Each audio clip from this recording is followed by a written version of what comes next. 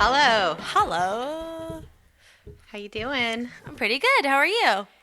Good. How are your braces? I have like like where it scratches, it's like created like a lump and now it gets caught on the Like a callus? Yeah, but it like gets A mouth caught. callus? It's like a fleshy bit that like Ugh. yeah, so I need What's to up, dudes? It's Dude That's yeah. Fucked Up.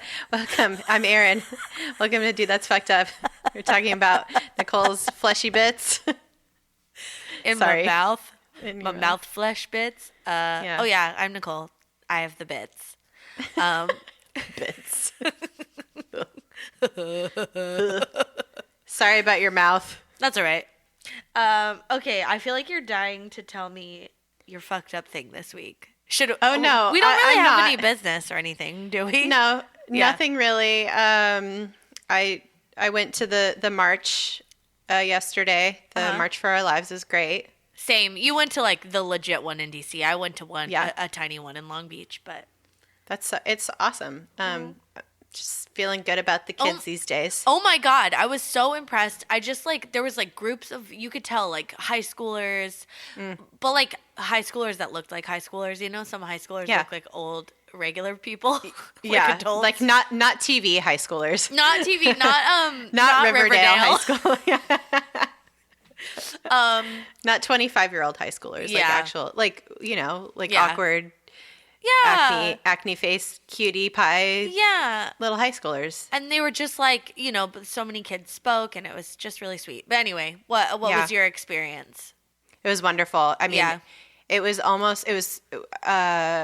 we like met up with a big group of people and walked down to like an entry point on the mall, and we couldn't even make it in that far because it was so Crowded. it's so many people, like thousands and thousands of people, and like a bunch of businesses around where we were handing out free food, like free bag lunches. Like Jose Andreas was like out there physically handing out. He's such a gem.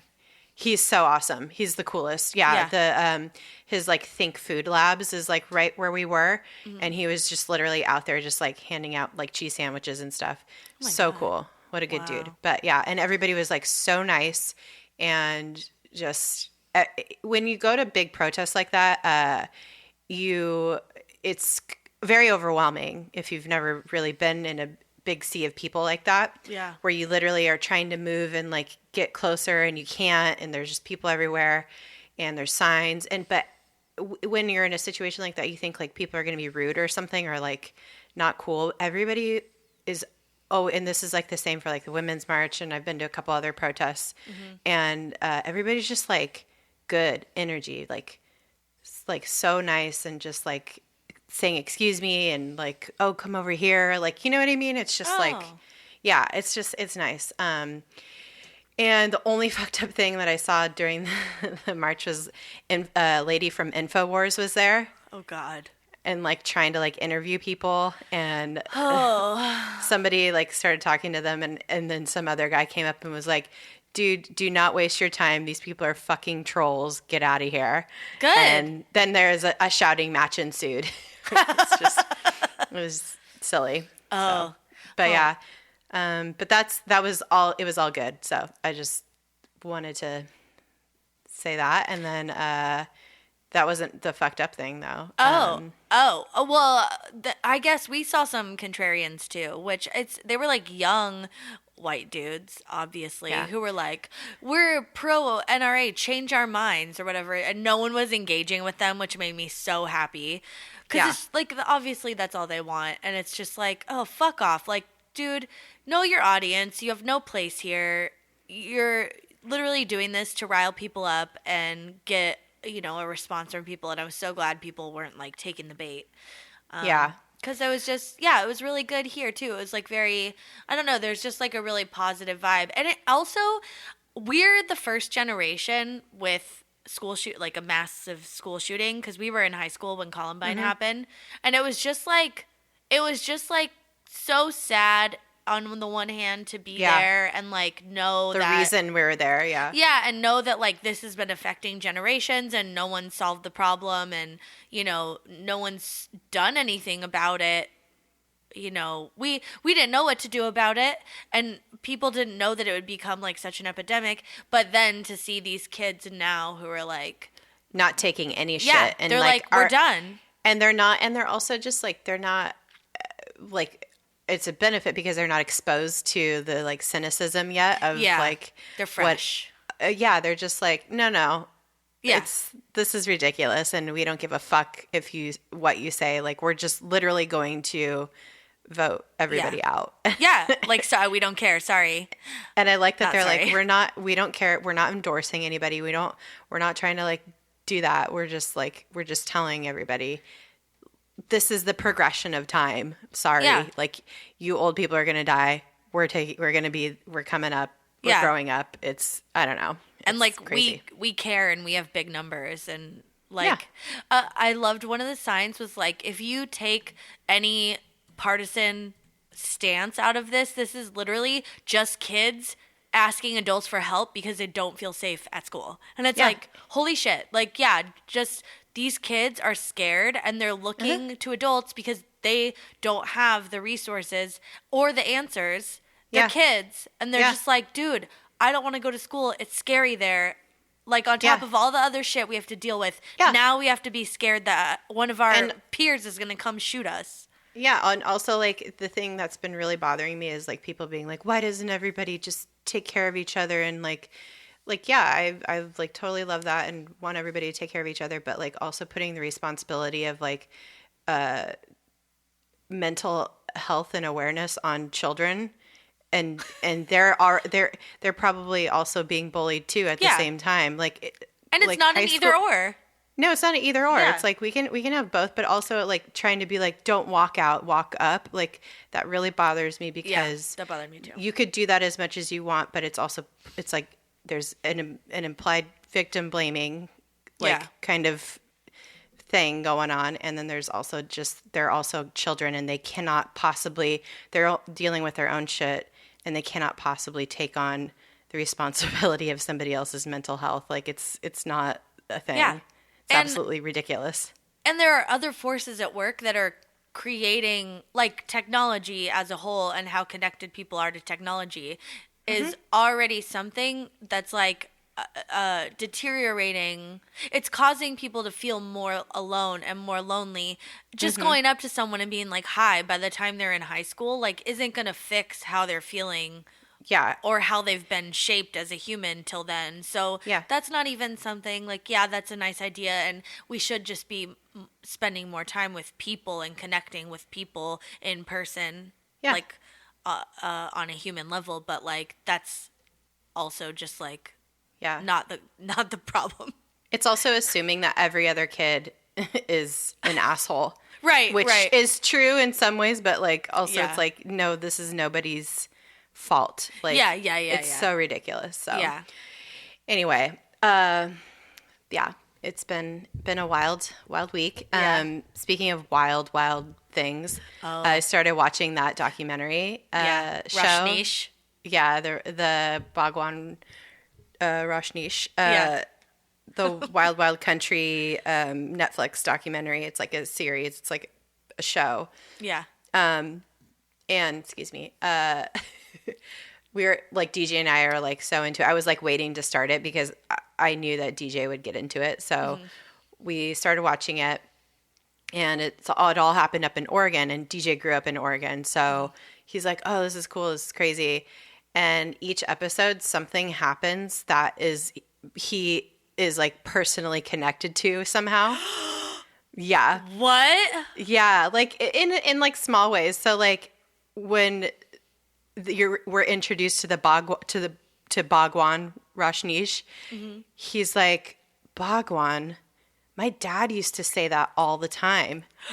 He used to say Bhagwan, like about stuff. Like they would go river rafting all the time. His parents owned like a river outfitter company, river rafting outfitter company. And when they go on like tours or when they go on their own personal like rafting down the river. They'd come up to a rapid, and his dad would go, "Oh, it's the Bhagwan."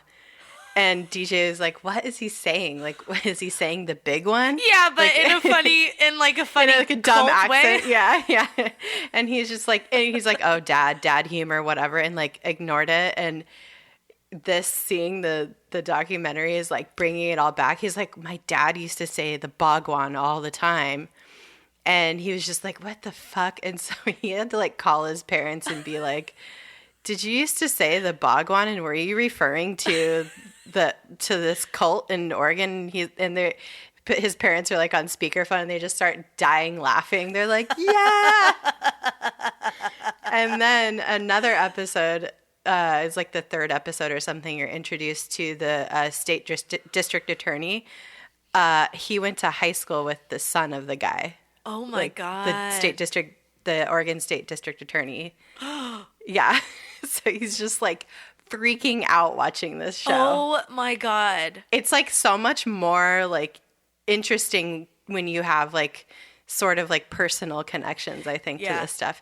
And I mean, like, we were born in the 80s, and so it's just like we had no idea about any of this until like recently. So and I knew about it, I think, from My Favorite Murder. I think Karen did a thing about it. But I like had learned about it at some point, and I was like, yeah, I already knew about it. Yeah. And when DJ started learning all this stuff, he's just like, what the fuck? And then like the founder of Nike is from Oregon, and his son, he's like older man, is from the town of Antelope where all this started happening. And so DJ, he's always like been a big fan of Nike. So he's just like, this is crazy. It's too much. Oh my God. My God. Yeah. It's wild. I haven't watched it yet. It's very good. I saw my brother, this kind of like piggybacks off your thing and goes into my fucked up thing. But I had like vertigo really bad this week. And so I like couldn't get up. I didn't go to work. And then finally on Wednesday, I was like feeling a little better. And my brother's like, "Oh, do you want to get out of the house? I'll come pick you up and we can go have like coffee or something." Aw, that's so sweet. Yeah, so sweet. And so we went to this cool, there's like a record bookstore downtown with like a coffee shop attached to it. So we got a coffee and we were just like sitting, and then we like walked around in there and just like for like an hour, and then I had to go back. I was like, all right, I don't feel good. But we were sitting there. He's like, "Oh, have you watched that Netflix series about the Wild Wild Country. Wild Wild Country?" I keep wanting to say Wild Wild West. Yeah. It somehow works its way into my life all the time. But yeah, Wild Wild Country. He's like, "Oh, have you seen it?" And I'm like, "No. What's it about again?" And he's like, "Oh, it's like about this cult. He's like, "Oh, what are they called? The Rajnees?" And I was like, "What?" And I knew that wasn't right, but I wasn't sure what it was. He's like, yeah. You're adding a lot to that. You're sprinkling a little bit too much flavor on that. Well, then he's like the Shinraras or something. He couldn't remember what it was, and like I just was laughing so hard. I'm like, "I don't think that's right." He's like, "What is it?" I was like, "I don't know, but it's not that." And then I don't know what it is, but it's definitely not that. Yeah. And then I was like, "Oh, I think it's Rajneesh," but. He said it's really good too, and like he was I think I've heard the My Favorite Murder of this, because I remember the how they bust homeless people in to like make up the no, and I was like, "Oh, that's ringing a bell," but I want to watch this. But there's so much good stuff on right now. I know. Silicon Valley is starting back up tonight. Yes. Barry is premiering, which with Bill Hader, which I love him. I'm watching Homeland because I love that show. I just have so many shows, but it's great. Yeah, Riverdale. I watched a lot of stuff this week while I was sick. I watched all of season that's 1 all of you Riverdale. can do. I know. Good. Even then, I was like, "Oh man, I don't." So, what do you think of Riverdale? Do you want to kiss them all? What did we talked about this a little bit? Because we were like texting about something else while I was watching it, and then there was like the part towards the end of the season where you find out the spoiler alert. Yeah, sorry, spoiler alert. The Coopers are connected to the Blossoms. Yeah. And the babies are like cousin, what we were calling them, like, The brother cousins. brother, cousin husband. Our cousin's husband. Yeah, cousin husband. Yeah. Oh God, it is such trash, and I love it. It's great. It's so stupid, and you get so mad at it, but you're like, I still love it. It's so soapy. I fully wasn't really like sexualizing any of the people that play teens who are like not really. They're like of age. Yeah, they're of age, but I just like was like, this is really cheesy, and like, I don't know, until the last episode, because then they're like, I think it was the last episode, because then it's like flashing between the sex scenes between Betty and Archie. Jughead. Oh. Yeah. Oh, Betty and Jughead, yeah, and Archie and Veronica. It's like flashing between, and I was like, oh, okay, this is like the hot stuff now. Yeah. It's sexy. Yeah, it's sexy. Yeah.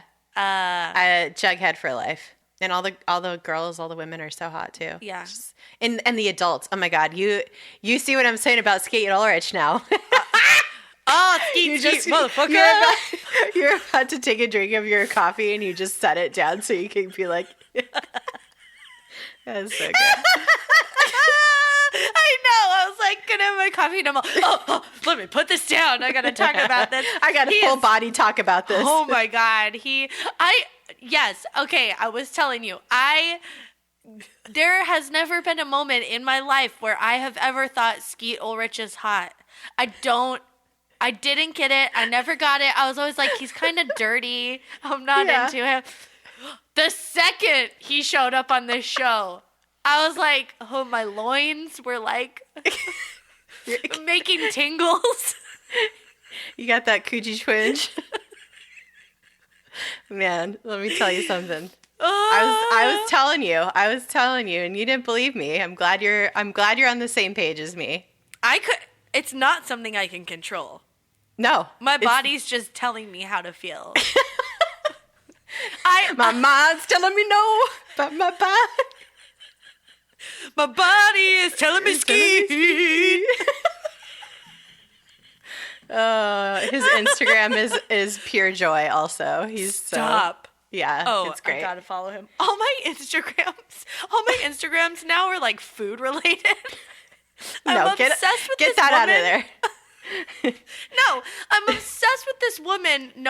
Her handle's like at no crumbs left, and she's like a paleo Whole30 type lady. Oh. Holy fucking shit! She has this thing. It's like her magic elixir, quote unquote. It's just marinated onions that you put in olive oil with some oregano and a little bit of red wine vinegar, and you let them marinate on the counter for like 2 days, up to 2 days, and you just put that shit on everything. It's changed my life. I will have it. Dude, I'm gonna send you. I made one of her recipes on Friday for dinner. It's just basically like it's just like a mishmash of things, but you put those onions on there. Oh my God. And then I recreated it this morning for breakfast, but I like crisped up some carnitas that I had made, and I scrambled some eggs, and we had some leftover potatoes that I crisped up, and I put some arugula and some avocado and tomato and those fucking onions, and I made it into like this platter, and Pete was like, mine. You're a French gourmet. It's so good. You're going to love this lady. But now I'm following too many food people and not enough Riverdale people. Well, anything else that's fucked up? Just your shitty ass fucking vertigo? Yeah. Which is the worst thing ever. Yeah. All I said was I missed work all week and a paycheck because I'm a human fidget spinner. Oh. Because I just was spinning all. You're all wobbly. Yeah, I'll wobble to wobble all week. But I feel better, so it's good. Well, I'm glad you feel better. Keep your inner ear tight. Yeah. Or loose so it drains out. I'm not sure which, I don't know. But yeah. Keep it level. I'm excited. Yeah, keep it level, keep it upright. I'm not doing anything strenuous. I'm not bending around and down and all around. Yeah, so take it easy. Mm-hmm. But let's talk about this week's episode. Let's talk about this week's topic because I'm very excited. It's a fucked up one for sure. You've been wanting to do this for like literal months. Yeah. for a long time. I don't love natural disasters. I think they're terrible and awful and scary, but learning about them is endlessly fascinating. So today's episode is about the Cascadia Subduction Zone. Yeah. And if you're wondering, what is that? It's basically a intersection of where two plates meet, the North America plate and the, let me see if I could get this right, the Juan de Fuca plate. So we'll talk about all that a little bit later, but the Cascadia Subduction Zone is up in the Pacific Northwest, like off the coast of Washington State and Oregon State. So yeah, it's I don't know. It's so weird. Do people like know about this type? Because we grew up in Southern California, so we know maybe a little bit more about earthquakes and how they work. But I don't know if people get that sort of education everywhere. I don't know. Because they don't have earthquakes everywhere. No, I mean, so the west coast of the United States exists on a part of what we call the Ring of Fire. So the Cascadia Subduction Zone we'll get to like the nitty gritty detail about it in a little bit, but it's significant because it's something that we didn't even know about until like, I think 40 years ago. So, and it's a big deal because it is primed for a big rupture, which will cause a massive earthquake. So like I was saying, I don't know how much y'all out there know about earthquakes, but we grew up in Southern California where earthquakes are constant. As a matter of fact, when I was out there visiting for the meetup that night, it was like, I think 2 a.m. I woke up to an earthquake. Oh, what? Yeah. Do you not remember that? No, I don't really wake up for earthquakes. Well, I think the next day I was like, did you feel the earthquake? Oh. And you're like, what? No. Yeah, no. But I'm a super light sleeper, so I wake up to smells. So yeah, it's terrible. You're going to be waking yourself up with those pregnancy farts. Not mine. I wake up from noise, but not movement so much. Yeah, I wake up to everything. So, but I sleep really well. I'm a good sleeper. So, but earthquakes, we grew up with them. Mm-hmm. We are used to them. We have been educated about them since we were little kids. Yeah. I was like telling people like about this week's episode, and I was like, you guys probably, nobody else did this that was like on the East Coast, but like people on the West Coast, I thought pretty much everybody did the thing of where you bring in your like earthquake supply kit, you know? Mm-hmm, mm-hmm. It's like you have to Ziploc baggie with a juice box in it, a silver blanket, like the emergency blanket and like glow pudding, stick.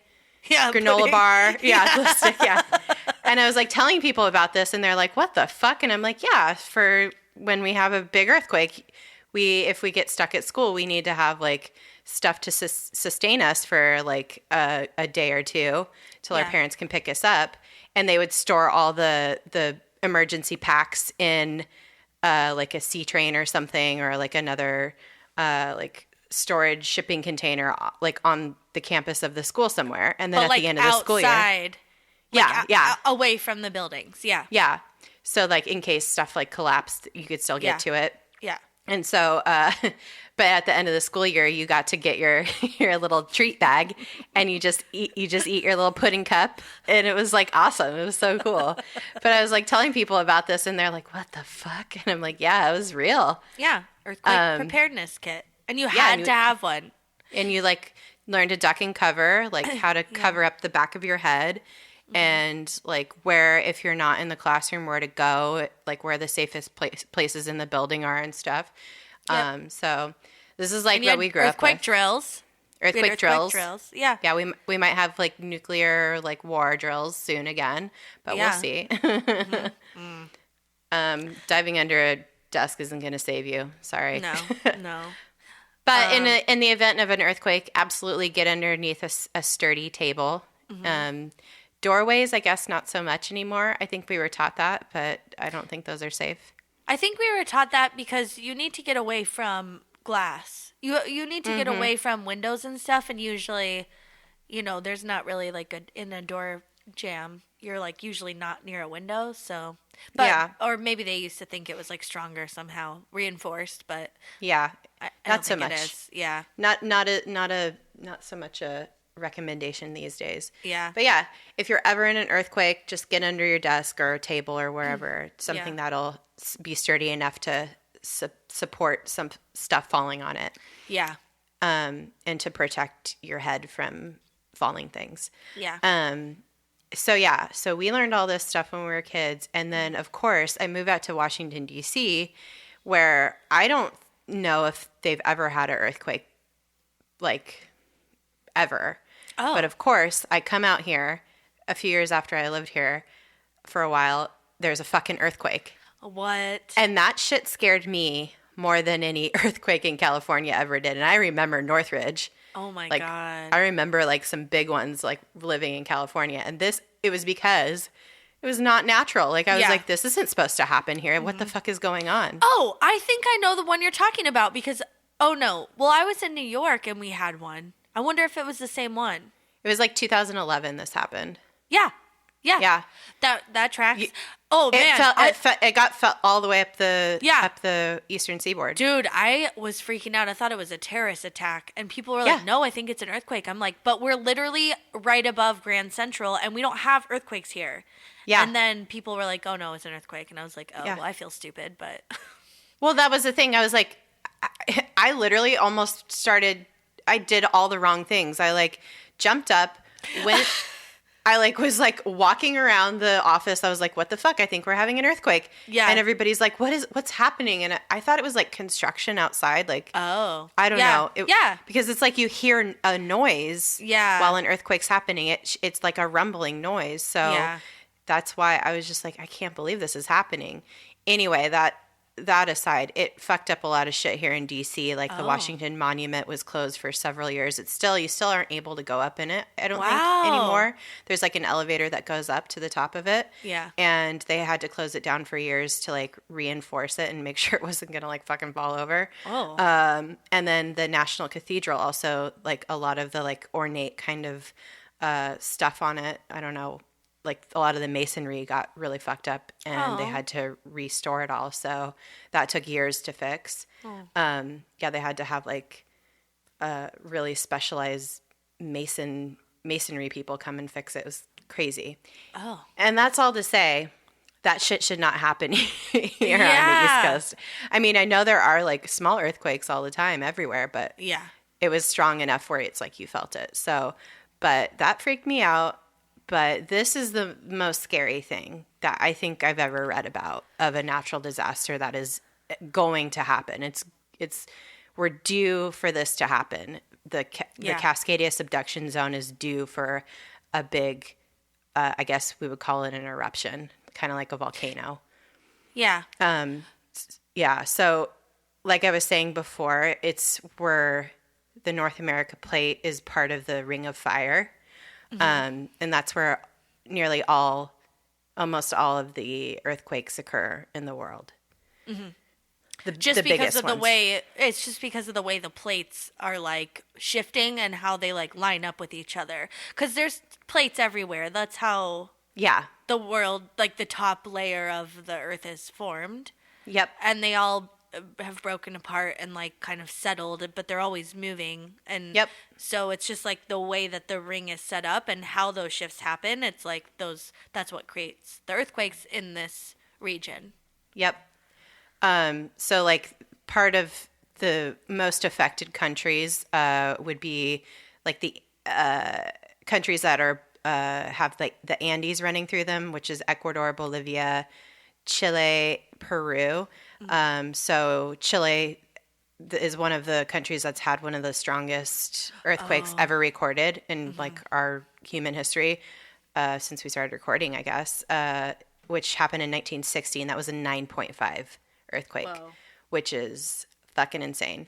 Yeah. Central America is on the Ring of Fire, so that includes Costa Rica and Guatemala. North America, like I was saying, that's on its own plate, which is obviously Canada, U.S., and Mexico. So an example of a big earthquake that happened on our little plate was, or big plate, I should say, was in Alaska in 1964. They had a 9.2. Whoa. Russia is part of the Ring of Fire. And then, of course, Japan in 2011, they had a 9.0 earthquake, which I think everybody should remember. That was insane. It triggered a massive tsunami, which we'll talk about in a little bit. Philippines just had a really big one recently. Oh, no, wait. I can't remember. Anyway, Indonesia had one in 2004. They had they're part of the Ring of Fire. It had a 9.1. New Zealand and Antarctica are also included in the ring. So yeah, we've had some major shit happen, and that's just been those are pretty recent in our human history. So we, like I said, we're due for one at the Cascadia Subduction Zone. Yeah. And it would be very similar if you guys remember Japan in 2011. The 9.0 earthquake happened, and it triggered that tsunami, which was massive. And when I say 9.0, I'm talking about the Richter scale. Yeah. Which I don't know all the ins and outs of how they measure everything, but basically this earthquake lasted about 4 minutes, and that's kind of how they measure it, is like shock waves, obviously, but also like the duration of it. So if you can imagine a fucking 4-minute earthquake, I cannot imagine that. I don't know. Well, the Richter scale is always measuring the like seismic waves. Right. Always, like right now, somewhere all over, probably the Ring of Fire, at least, but maybe all over the world. There are Richter scales, kind of just like monitoring, scratching. Yeah, I don't know why they remind me of like a lie detector a little bit. If you've ever seen like a lie detector on a show or something, and it's kind of scratching, and then when there's a lie, it gets big. The Richter scale is always like measuring sonic or seismic waves, and that's how we know, like, if it starts kind of going off the rails, we know, okay, there's like an earthquake happening or whatever, and that's how they're able to measure. Yeah, they would always, like, whenever there was an earthquake in California, then local news would come on and be like, oh, we just had a, 5-point blah, blah, blah earthquake in Carlsbad or wherever. And they'd show, like, footage of the Richter scale at the time that it happened. And it's, it's pretty cool. It's creepy. Yeah, it's creepy and it's cool. Well, and that's how we know there's earthquakes happening all the time that are really small that, like, humans can't really pick up on necessarily. Yeah. And so this equipment that measures the seismic activity, it's incredibly sensitive, and it can measure this pretty cool very effectively. Yeah. So yeah, the Japan earthquake though, because Japan is an island and surrounded by water, obviously any kind of seismic activity that happens there usually is off the coast, and so they have to constantly be ready for a tsunami, because that's what happens when there's a massive seismic shift, is it it displaces water, and then it causes a big wave. So the tsunami and earthquake killed over 18,000 people. Awful. It caused the meltdown of the Fukushima power plant, which was a disaster, one of the biggest disasters in a long time. I think it's one of the biggest nuclear disasters since Chernobyl. Chernobyl, yeah. Wow. Yeah, and cost about $220 billion to clean up and rebuild, and it's pretty.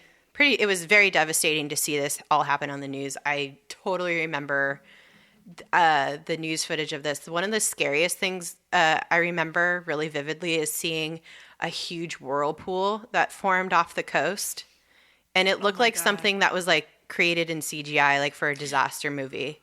It was insane. I just remember sitting there with my parents, like watching this on TV. Like I was like home for the holidays or something. I can't remember. Yeah. And we were just like watching. We're like, holy fucking shit.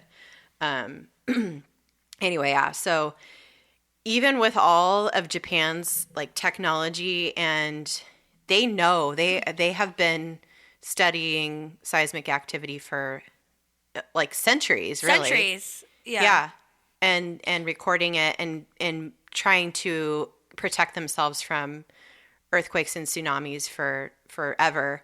And they have the most advanced earthquakes warning system in the world, and they still can't avoid this a disaster on this scale from happening. Well, no one can at this point. No. Like we didn't know as much as we do now, and like we built in places where like we shouldn't have built, and we'll kind of hit upon that later, but like especially in Japan and even like in California, waterfront property is like valuable, and there's a lot of businesses that are built up around there and stuff. But then when an earthquake hits, the earthquake could be very destructive on its own, but but then it sets this tsunami into action, and then that is like even more destructive. So like even though they had this warning system in Japan at that time, it's still not enough time for everyone to like leave or do what they need to do, and or people ignore it or whatever. I mean, you know, things happen, and it's people really people don't realize like how actually dangerous it can be. I think if you've never experienced or seen anything like this or don't know, I guess like I don't know, like you would just have no idea what was happening, I guess, and wouldn't know to get the fuck out of there. But it was, there was literally nothing they could have done. No. I think a lot of the warning systems they had in place probably saved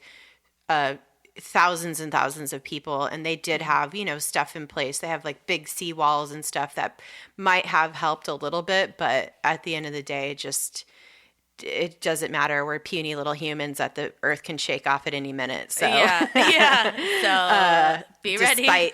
Despite our best efforts. So like I was saying, we're super overdue on the Cascadia Subduction Zone for something large enough, like a 9.0 to happen. So it's going to happen probably within our lifetime. Who knows? But maybe not. So this is something I didn't really know about until the New Yorker wrote an article about it a few years ago. And it's a very interesting article. I highly recommend it. It is terrifying, and a lot of what we're going to talk about is kind of based on that article. It's called The Really Big One by Catherine Schultz. It's very good. It's very long, but most New Yorker articles are. I have a million New Yorker issues of New Yorker lying around my house I still have to read. They're long, but this sometimes they can be dense, I feel like, but this was not. It was a very good article, and it's like sourced from so many different places, and she kind of like takes you through different people's like expertise and accounts and all this stuff. So it's very good. But we're due. I mean, depending on how you look at it, of course. Like we're also the Yellowstone volcano or the Yellowstone itself is a super volcano, which is overdue for an eruption, which would be devastating also. And it's all based on averages. So it's kind of like, okay, well, this is supposed to happen every 300 years or whatever. So and it's been over 300 years, so the law of averages says we're due. But then we're just due until it happens again. So and then it might happen in 170 years or something, and that's how it all kind of But that is to say, there's a lot of pressure building up, and I'll explain a little bit about that, how that's building up in a little bit. But I always thought we were going to have the big one on the San Andreas Fault. Like that was always, because growing up in Southern California, you're like constantly exposed to tons and tons of earthquakes, and we've had some really big ones, and the San Andreas is one of the most active fault lines. But it's not the same as what's happening in the Pacific Northwest with the Cascadia Subduction Zone. So if you live up there, get ready.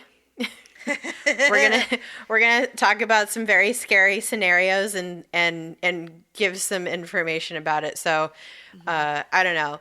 It's really weird and it's really scary, but you know, you can. We're gonna some lean stuff. into it. We're gonna lean into it. You know, we're gonna be real fatalistic about it. Yeah, because reading the article at first, like probably a third through, maybe halfway through, I was like, ugh, and I like did not feel good about it. And then I was like, oh, what are we gonna do? Like, I don't know. I don't really care. You can't live your life in fear of like That's right. something you can't control happening. And you don't even know when it's gonna happen. Like yeah. you can or if you can get into lifetime. a car accident probably more. That's like a car accident is what's going to take you out, if anything. Yeah. So, and we don't think twice about getting in our cars. So, yeah. But yeah, so all this is to say, I always thought the San Andreas was going to fuck us up. It's really going to be in the Pacific Northwest. So, from like San Francisco to Seattle. Canada. To Canada, yeah. Yeah. So sorry everybody up there for scaring you, but we're going to get into it now. Yeah. Yeah. So because we're on this plate and there's another plate that meets it out off the coast of like of Washington, Oregon, it's the way that it works with these plates is one is sliding under the other all the time, like constantly.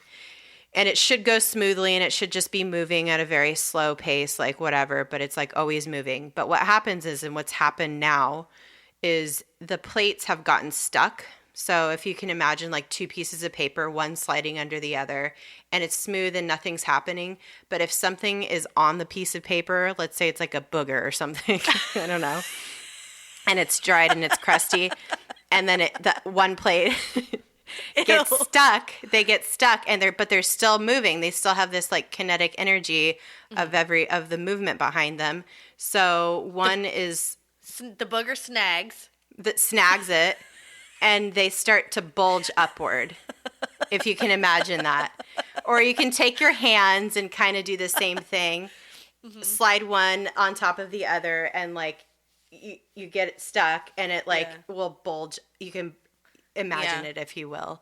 It starts to bulge upward. And so, but at the same time, there's still energy behind it, pushing it. So what's going to eventually happen is that is going to break off, and then it's going to flatten again, and it's going to go back to the way it should be. Yeah. So that little booger is going to like come flinging loose. Yeah. It's going to just go scrape, and it's going to go flying, and then the paper's flat again. And those bulges that were rising up are going to flatten back down. And when that happens, it's going to create a huge shock wave. And that's going to be the earthquake. And then there's going to be a subsequent tsunami because it's out in the ocean off the coast of the Pacific Northwest. Yeah. So the energy that we're talking about is so massive. And I guess it would be upwards of a 9.0, maybe bigger. But it could even be like an 8.6 or so, 8 point something, if it's not fully released, I guess. Either way, it's bad. Yeah. It's going to be really bad. So all that energy is going to slam down, release, and it's going to cause some shit. So basically, if you're on the coast, you have about 15 minutes for the tsunami wave to hit. And then it'd be 10 hours for it to travel to Japan. So that means that means like you're in the earthquake from the like second it starts, and you're in the earthquake, and it probably lasts about 4 minutes because that's how long a 9.0 earthquake would last. That's already 4 minutes of your 15 minutes to get the fuck out. Yeah. So you probably won't be going anywhere during that 4 minutes. You'll probably be ducking for cover. Yeah. And waiting it out. And once it ends, honey, you got to get your ass up and start running. Don't get in the car. Don't stop for anybody. Yeah. You run. You just run to the highest point that you can. Yeah. Get up that hill. Get up to higher ground as fast as you can. Don't get in the car because you're going to get stuck in traffic and you're going to get fucked up. Yep. Yeah. I mean, you don't even, like, the article, this guy, this guy is, like, so Oh, what? He's I gotta scroll back down to this because it's jarring. He's like, what he he's says. basically like, fuck the old people, fuck anyone. You can't. I mean, he's like, you get yourself out of there. Don't worry about the injured, your pets, your nothing. Like, if you want to survive, get out. Oh, his name is Jay Wilson. He's the chair of the Oregon Seismic Safety Policy Advisory Commission. That's right. Yeah. He says, you protect yourself. You don't turn around. You don't go back to save anybody. You run for your life. Oh my God. So these people are very, I don't even know if they're hyperbolic or not, but they're very dire. Like, I don't know how bad, like, if you know the information that these fuckers know, you're probably, you know what you're talking about, but I don't know. Yeah. So that is the best case scenario, or the best working scenarios, I should say, not the best case because it's all bad. But the best working scenarios by researchers have everything west of the 5 freeway fucked, basically. From like San Francisco to north. Yeah, to Canada. Yeah. So the 5 freeway is a major freeway that runs north-south in California. Yeah. It literally goes all the way down to to the border of Mexico up to Canada. I looked. I just want to say to Matthew, hi, Matthew. Hi. You'd be safe in Stockton. I think that's where he lives. So don't worry. Mackenzie, though, just moved to Seattle. Mackenzie, you fucked. She would have been fucked in Santa Rosa, too. That's true. Because that's west of the 5. Yeah. Yeah. Although maybe it's a little south of San Francisco? But still, things wouldn't have been great. Wouldn't have been great. Well, and we're not even talking about the earthquake per se at this point. The earthquake is going to fuck shit up, but it's the tsunami that you really got to worry about here. That's what's taking you out. Yeah, yeah. So we know that we're on track for this to happen because there's geological documentation of it that we just learned about, like I said, like not even that long ago. But Japan also has documentation of what we call orphan tsunamis, where there's no earthquake to precede it. So usually, like we were saying, there's an earthquake off the coast and there's almost immediately a tsunami. Japan has had in their history recorded instances of orphan tsunamis where their coast gets hit by a huge wave with no earthquake. As a warning. Yeah. As a warning. So this happened in the same place off the coast of the Pacific Northwest about 300 years ago, in 1700.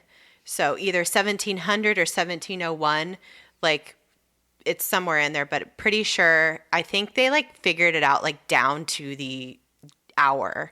When this happened. So early 1700, and I think it happened at night maybe. And Japan has like all the records to back this up because 10 hours later, the next day, basically the wave hit them. But there's also, we don't have any documentation. There was nobody living there except for some tribes that lived along the coast. And there is some like documentation on their part that has passed down through the generations. So we know something for sure happened. And now there is like geological proof. They take cores basically from the ocean floor that has evidence of disruption and all kinds of stuff. Very technical, but it happened and it's going to happen again. Yeah. Like it's not like Japan didn't understand where these waves were coming from with no earthquake. And we in the U.S. have now figured out that it was from our earthquake and tsunami. Like, our region. Yeah. So there was like an earthquake that set off a tsunami for them. And so that's what's going to happen again. Yeah. They confirmed all this when they started to realize, when they started to get all the geological data and evidence, and then they matched it up with historical records from Japan. So which is great. Like, that's so cool. It's amazing. It's very cool, like detective work on their part. Yeah. I love it. I love it. Tsunami. So if you're wondering, like, okay, how bad can this be? Like, what's actually going to happen? Let's just get into it real quick. Yeah. You can, absorb it as much as you want and take it all in. But what will actually happen is when this big one hits, the region that will suffer the worst natural disaster basically in the history of North America, because we now have so many people living in this area and so much not only humanity but infrastructure. It will cause a really, really catastrophic event. So the area of impact will cover about 140,000 square miles, I think, which would include Seattle, Tacoma, Portland, Eugene, Salem. Salem is the capital of Oregon. Eugene is where DJ grew up. And Olympia, the capital of Washington. Those are like the biggest, most impacted areas. Yeah. And not just like the earthquake, I think. That's like the eye of the storm. Yeah. And where like the most populous areas are, where it would be the most catastrophic. It'll affect about 7 million people. And FEMA projects that nearly 13,000 people will die in the Cascadia earthquake and tsunami. So that's a rough estimate. We don't know. We have no way of knowing. Yeah. And also, the Pacific Northwest has no real early warning system. So the best thing you can do is, if you ever feel a big earthquake, is just get to higher ground as soon as possible. And I think this is something everybody knows that lives up there. Like, it's just, it's common knowledge. So, but I feel like people don't talk about it. Like, it's not even like they don't really have an early warning system. Like, there's legit no warning systems. We don't have earthquake or tsunami warning systems in anywhere near where I live. I mean, I don't think they have them up there either. There's no. Well, where we're in Southern California, there isn't a risk of that. There's no risk of tsunami really as much as there is up in the Pacific Northwest. When you drive up there, you see signs that say tsunami area. Zone. Yeah, tsunami area. But I think, it's like people, when you see something all the time and every day and nothing happens, you don't even see it anymore. So That's true.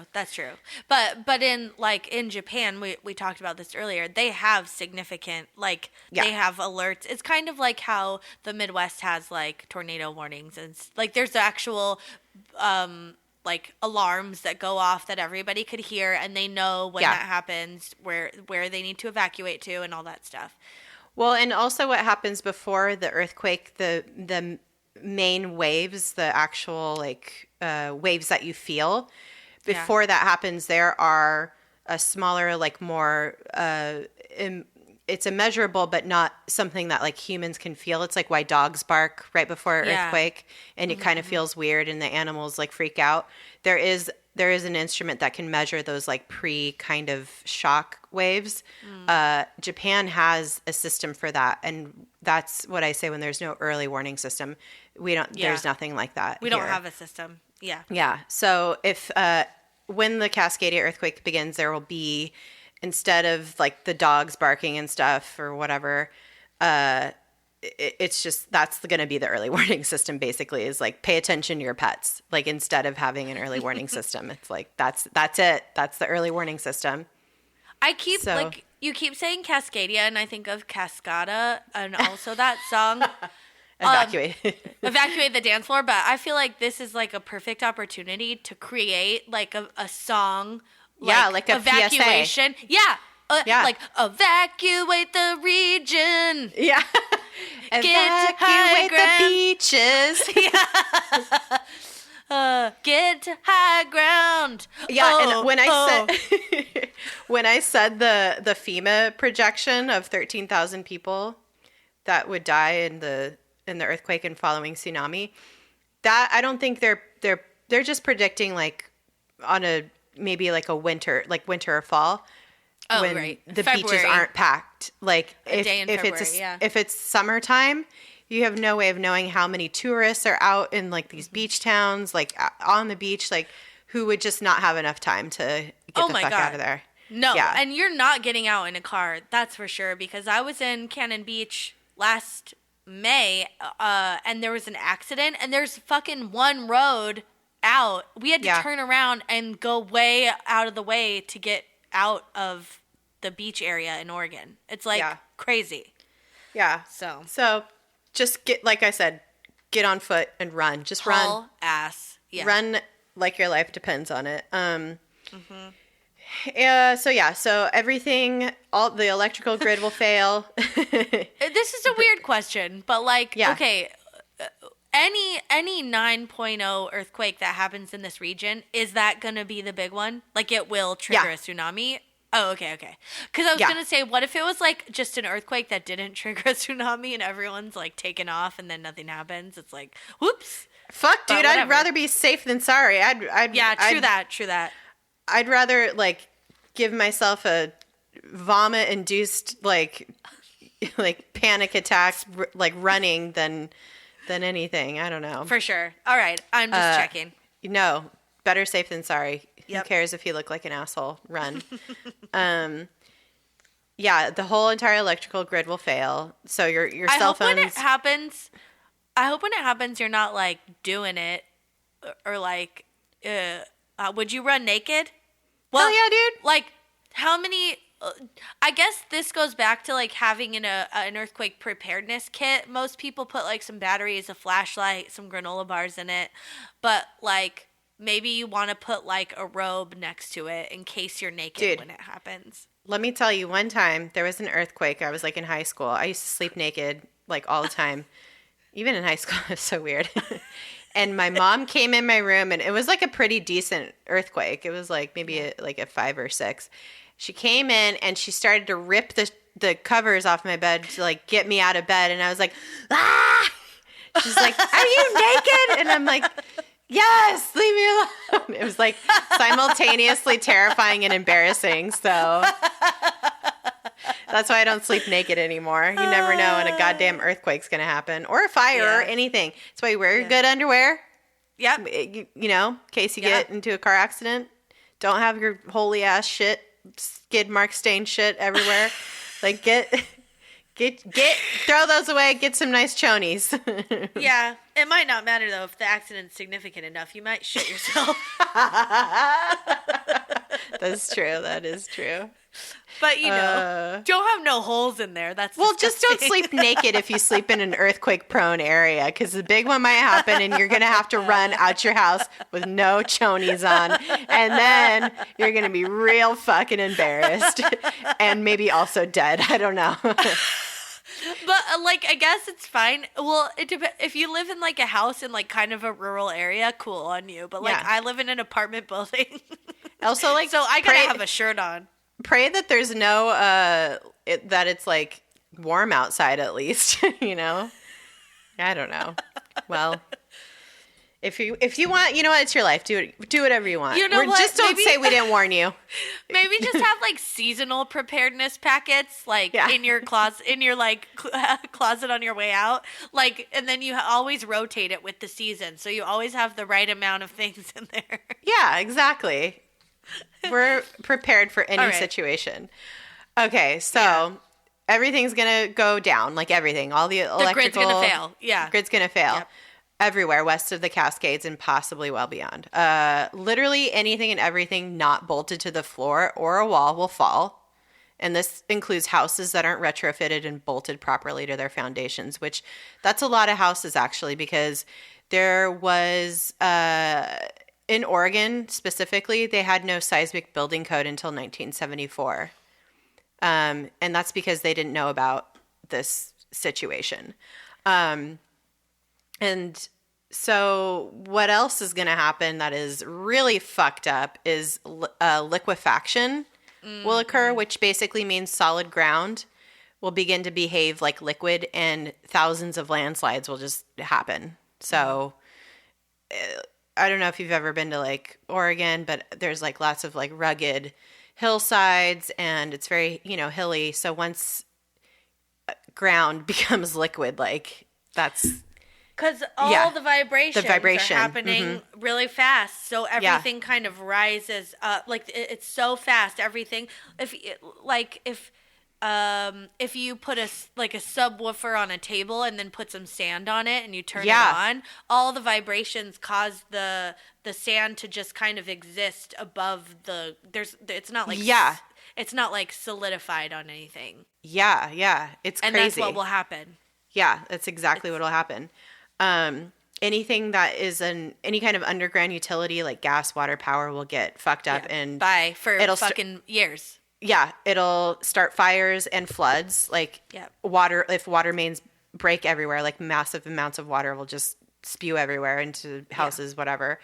It's the apocalypse, essentially. It literally is. It literally is. It's like everything will be destroyed.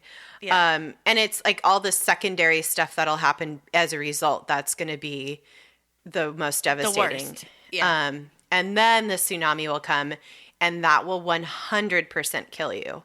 Like there's no, there's no fucking magical scenario where you can swim through this or whatever, because it's not just water. It's like trees, cars, livestock, other humans, buildings, like actual buildings. And it's like concrete coming at you, like a wall, like an actual wall. It just reminds me of the movie Twister. Mm-hmm.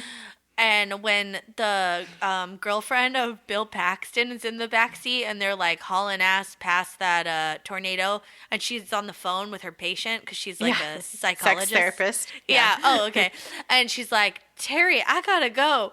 We got cows. We got cows. And it's just like a wall of like shit with a cow in it. But that's like, it's just gonna be, when you're at the beach and there's like a heavy wave and it's literally scraped up the seafloor, like it's so strong of a wave, and it's just like a wall of sand, and then it's like all in your crotch and in your like butt crack, and it's everywhere. That's what this is, but 400 feet tall. Yeah, like 5 stories high. Yeah. So you're dead, basically. You're dead. You're just dead if you don't get out of the way, if you're not up to higher ground. So the odds of this happening of a big one, like which would be like 8 point something, are 1 in 3. So that's like guaranteed, basically. Yeah. And then the odds of the big one happening, like a 9.0 or higher, are 1 in 10. That's still very high and not great. Oh, what's a big one compared to the big one? A big one's like a 6. No, like an 8 point something, like 8 point. 8.6 and whatever in that range. But that's still insane. And that'll still trigger a tsunami, right? Yeah, there's still going to be a tsunami. It doesn't matter. It's going to happen. I'm just saying the like maximum, large scale, where where the big like where the plates free like completely come free and clear of the booger. And go like that's when the big one, when they just go fuck, like all the way up, all the way down, completely release all the energy. Yeah, that's the 1 in 10. That's not 1 in 100, 1 in 1,000, which is like that's pretty low too, or high, whatever you want to say. 1 in 10 is like another guarantee, basically. Yeah. So, and that's like within the next like 30 years, I think, is what that range. So, and 30 years ago, nobody even knew that the Cascadia Subduction Zone had ever even produced a major earthquake. So this is all very new. This is like within our lifetime. We just found out about this. 45 years ago, nobody even knew it existed. Like when they found out about this, they were like, "Oh, this is interesting. Here's where the fault lines like go. One goes under the other." Yeah. But they didn't realize that it was building up pressure and that a huge earthquake could result because of it. And they were like, uh-oh, it's producing all the earthquakes. Evacuate the beaches. Yeah. So it's going to happen, guys. And that it might happen definitely might happen in our lifetime. Almost definitely will happen in our lifetime. I don't know. Maybe not. Yeah. Maybe not. But almost definitely maybe. We don't know. We have a 1 in 3 chance of a really big one and a 1 in 10 chance of the big one happening. Big so one. Gird your loins, get your go bag ready. Don't hang out on the beach too long. Live somewhere else. Move. Or don't care. Or don't care. And be like, you know what? This is how I want to go. Yeah. I don't know. Yeah. That's the because thing. You can't really do anything. Like, no. Because the end of the article, kind of like the last quarter of it or so, is like, so, like, what can we do? And it's like, people figured out a super long time ago, like, that this was an issue, like in the 70s, which is when they were like, hey, we need to start, having zones. We need to start zoning things for like earthquake, building, and we have to have certain things that need to be met so that all these buildings are earthquake safe, and we shouldn't be probably building in these zones anymore because they're more prone or they're under sea level or whatever. Right. But people were just like, oh, I don't know. It's like overwhelming. And like, I have like so much other things to do. And like, but we want to make this building here and we want the money and all this shit. But it's like such a beautiful location. Yeah. But it's like really beautiful. And like, I don't know. We just like always pictured it being right here. Won't be there for long, bitch. But yeah, it is, it's bad. But some areas have taken precautions and they continue to do things. The fucked up thing, one of the worst parts about the article was like this, there's an area that's like, on the one side of this school, I think it's an elementary school. On the one side of the school is the ocean. It's like on the coast. And behind it, like if you were to go inland, it's a giant marsh that you cannot like get through. Yeah. It's not, you cannot travel it. You'd have to go up or down the coast and then inland. So basically their evacuation is just like, get to good luck, kids. The playground. Yeah. Get to the asphalt playground and like hope everyone survives. And hold hands. Yeah. Which, I mean, you're not going to escape this anyway. So, but it's just like really scary to think that like if this happens, there are places that day to day you're not thinking about that, but then you're like, oh fuck, there's like a preschool here and it's gone. It's in like an instant. If you ever are looking for a house and it's like in a valley and you're like, why is this house so cheap? Why can't I get insurance? It's probably because you're in a floodplain, and if there's any kind of deluge of any sort, your fucking house will just be washed away. If you want to take that chance, that's fine. But again, you probably can't get insurance. And, that's like on a small scale compared to this. But that's a possibility, and that could happen. And there's real world implications for it. This is like the part in like Dante's Peak where everybody's like, what are you talking about? This volcano's not going to blow. And everybody's like super skeptical or just not caring. Yeah. And because we just learned about this like within the past 30 years, and people are just starting to like be educated on it, and it's still like not sinking in maybe for some people. So I don't know. It fucking blows my mind that people spend so much time with like conspiracy theories on like fucking flat earth, Sasquatch, bullshit, whatever, space shit. Illuminati, Yeah, like this sort of thing. Put your attention on this, because this is something that science is saying, and it's still enough of a conspiracy theory in a way because it can't be predicted to when it's going to happen. Yeah. It's like one of those things that's exciting. But it's not like a doomsday cult. There's actual scientific data and evidence to back it up. It's not like, oh, some guy just said it. Like, it's a thing. It's like real. But like, why don't those people cling to this is what I'm saying. Like, then you could actually do some good by like warning people or like, raising money to move a school, like helping them have the resources to like relocate to another area of town or whatever. Or I don't know. Fund an early warning system or whatever needs to happen.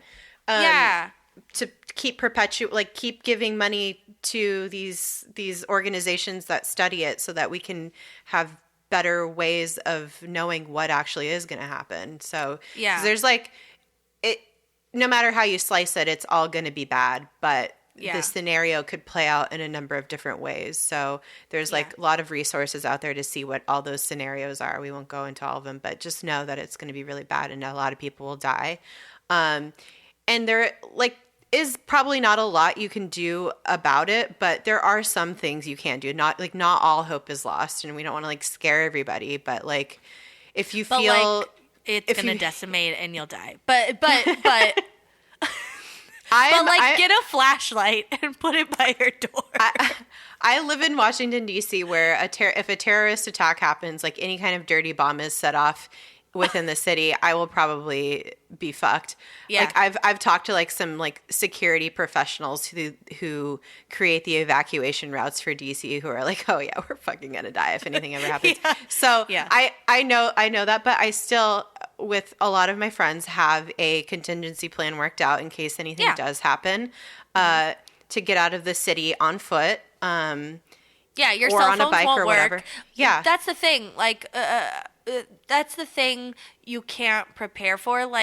If maybe we've talked about this before, but I know you had one, or you have one, and I had one when I lived in New York. But if there's any sort of terrorist attack that is a smaller scale that doesn't affect the entire area, directly, you'd want to leave the area and meet up with your loved ones and make sure they're okay. Your cell phones aren't going to work. Electricity might be down. There's going to be no safety. The police are going to be busy. Everyone's busy. In this situation, you need to have a plan that is a meetup point just in case you don't die immediately. Yeah. And you can't rely on any technology, transportation, anything. It's on foot. Yeah. It's so you check in with the Red Cross to see what information and resources are available to try to plan for this the best you can. Yeah. If it's not already, try to find out if your foundation or your house is bolted to your foundation. And if it's not, fucking do that. And try to retrofit your house as well as you can. Strap down your water heater, because that's a thing that can fuck your life up if it falls over and can breaks free cause all kind. Yeah, starts a fire or some shit. Yeah, you should know how to turn your gas and water main off. Know where those are and how to access them and how to turn them off. And like we were saying, make a plan with your family and friends, knowing that cell service and electronics won't work. And have the meeting place picked out, and make sure that's a safe place that would be away from all this and is accessible on foot. Too, because you probably won't be able to drive anywhere because roads and freeways will probably be super damaged. You should have a toilet bucket. No, you shouldn't out in the fucking open. Nobody. It's going to be pandemonium. You should have some disposable butt wipes, not only to wipe your butthole with, but also to shower with. Yeah, in the woods. You should definitely have condoms, because you don't want to make a baby. Well, I mean, you're going to be bored. All the lights, all the lights are going to be world is going to be. You can get no. That's for apocalypse. This is localized. No, walkie-talkies. We have walkie-talkies in our go bag. Maybe something to barter. Maybe some cash in case you need to buy stuff along the way and can't access anything because everything's down. Or cigarettes, maybe squirrel or skunk pelts. We don't know what people are going to be wearing after this happens. You might need to have some animal furs that you can trade and barter. I'm saying buy a carton of cigarettes, because everybody will want to barter cigarettes. Yeah. Yeah. Because people are going to be on edge, and they're going to fucking alcohol. You should have some alcohol that you can. No, I feel like I want to stay sharp. I want to stay sharp. No, that you could trade people, barter with them. People are going to be hysterical. Maybe they're going to want water. They're going to want water. And alcohol. And maybe memorize a monologue to a play or something so you could entertain people. You could charge them for admission. Okay, Nicole's thinking of the impractical side of this. I actually have gone through the thought process of this in a very serious way, because I don't know, I'm paranoid. Oh, you don't even live there. No, I live in a place where we could have something bad happen and we have to get out on foot. Oh, yeah. Everybody should have this. It's a fun. Oh, yeah. It's a fun thought exercise, at least. Yeah, it's interesting. Yeah. My dad lives on a boat, so I'll just like go to the boat probably. Yeah. And I'll just like ride the tsunami wave into town, and then wherever the boat lands, that's where we live now. Don't capsize. Yeah, maybe we'll get a dinghy. Yeah, just go out as far as you can. You should be fine if you go really far out. Oh, no, I think you'd still get sucked in. Yeah. Oh no, I guess if it was like a rolling wave, if it had broken, then you're fucked. Yeah. I don't know. I don't either. So get many in a things to think about. That's yeah. I think I'm gonna be a helicopter pilot now. No, those shits crash all the time. Yeah, but you'd survive you'd be able to get above the wave. But where are you gonna land? You go inland. All right. I don't know. I don't know, man. I always thought it was going to be Escape from LA, but it's going to be Escape from Seattle or whatever. Yeah. Go up into the Space Needle, because then it'll break off, and then it's just a boat. There you go. That's a good one. Is it buoyant? I don't know. Probably not. Probably not. Sink right down to the bottom. Yeah, it's probably a bad idea. Yeah. Well, sorry to break it to you guys, but it's kind of fucking not a good sitch. So, yeah. And there's also a follow-up article to the New Yorker, the earthquake, the really big one article from the New Yorker, and it's that the same author felt compelled to write it. Catherine Schultz felt compelled to write it like a month later because everybody was like freaking out. It caused a lot of panic for a very good reason. But the follow-up is how to stay safe when the big one comes. So don't live there. Yeah, it's a good one. I mean, if you're thinking Be about out moving, of town. Yeah. If you're thinking about moving, just go like inland a little bit. Should be okay. Yeah, who cares? Whatever. You might be at the beach the day it hits. It doesn't matter. Yeah, live your life. You were saying, like, oh, it's hard to, like, if you're looking at a house, if it's in a valley or whatever, and it's cheap, and you're like, why is it so cheap? And it's probably because it's, like, in a flood zone or something. Yeah. But it's crazy because fucking beachfront property on the Oregon coast is still so goddamn expensive. Oh, yeah. People still want to live there because it's gorgeous, and if you're going to die, hey, at least you went out loving life. At least you have a view. Yep. You have had a view. I don't know. Your house is probably going to slide down whatever hill you're on because the ground's going to liquefy underneath you. Mm-hmm. It's going to be, oh man. It's dark as fuck. Yeah. Yeah. Goddamn. Don't go into the basement. Nope. That's not the place you want to go. Unlike a tornado situation. Yeah. We should talk about tornadoes sometime. Ooh. I've always wanted to see one in real life, but it's probably not. I probably shouldn't put myself in harm's way. No. All right, guys. Done? I think so. Yeah. Stay safe and get yourself a contingency plan. Follow us on social medias, not for any tips on how to survive a tsunami, but just for other bullshit to keep you distracted so you don't think about it. Yeah. At DTFU Podcast everywhere. Yeah, sorry if we scared you. Yeah. But we do have shirts. Yeah. That's a good thing to wear. You might need one. Yeah, if you're in your sleep. Somebody can identify your body. Just kidding. If you currently sleep naked, you could wear the shirt so you're not naked. Yeah. And when it hits, you can run away and you're clothed at least halfway. That's right. Maybe your genitals are out. I don't know. But slap you decide that. Slap some chonies on. I don't know. Your Yeah. genitals are out. Maybe your genitals are free and out. Flapping in the we have wind. a Patreon. Check that out. Yeah. And I think that's it. Yep. Stay safe. Yeah, and excellent. And excellent. Mm-hmm. Goodbye. Forever. Just kidding. I feel like so doom and gloom. Yeah, that's funny though. Yeah. All right. Well, Okay. bye-bye. Bye. Bye-bye.